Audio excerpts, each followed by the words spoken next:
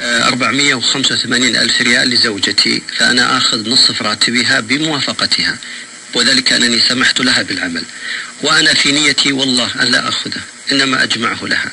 واشتريت به أرض قبل 2 وبعتها قبل شهر ب1,300,000 ريال، والله أني أحب زوجتي وأنا ولله الحمد بخير وبنعمة، وعندي مبلغ كبير لنفسي ولأولادي، لكن أنا متردد أقولها أنا لك عندي 485 نميتها لك فأصبحت 1,300,000 ريال، وخاصة أنها متنازلة عن راتبها لي. أشر علي يا شيخ، وخاصة أن الآن ما في حسابها إلا 2000 ريال من راتبها فقط، والسبب أن زوجتي كثيرة الصدقة على أخواتها الضعيفات المتزوجات، وحالتهم المادية جدا سيئة، وهذا ما جعلني أحب زوجتي وأرتاح لها. فهل أخبرها بأن هذا المبلغ الكبير لها، أم آخذه بأنها قد سمحت لي عنه؟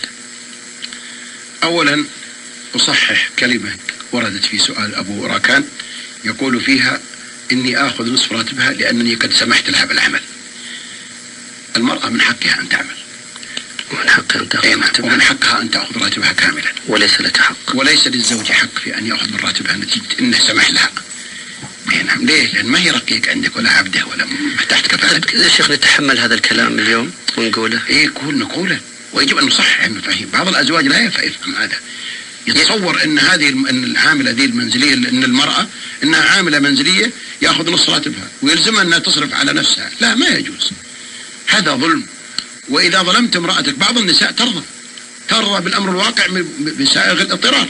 ليه؟ لأن عندها أولاد منه هنا، أو أنها ترضى تعطيه علشان تعيش معه عيشة طيبة، لأن مثل هاتف العملة حد الفلوس في فمه ولا زعل.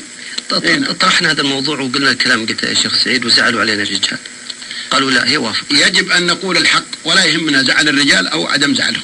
الحق الذي ندين الله به أن راتب المرأة لها، وأن كل المسلم على المسلم حرام، وأن ما يأخذه الزوج من زوجته بدافع الحياء أو بدافع الإكراه أو بدافع الإذعان أنه حرام عليه ولن يبارك الله له فيه، وأن الله قد ألزمه بالإنفاق على زوجته. الله يقول الرجال قوامون على النساء بما فضل الله بعضهم على بعض وبما أنفقوا من أموالهم. الله أعطاك القوامة لأنك دفعت الفلوس وأنت رائد الأسرة، أما تبغى تقوام وتأخذ فلوسها لا، ما يجوز. والأخ أبو راكان رجل شهم وكريم، بدليل أنه أخذ الراتب وما أكله، وإنما حفظه لها وثمره حتى وصل ملايين. نعم، فجزاه الله كل خير، ولا يباح له أن يأخذ منه ريال واحد.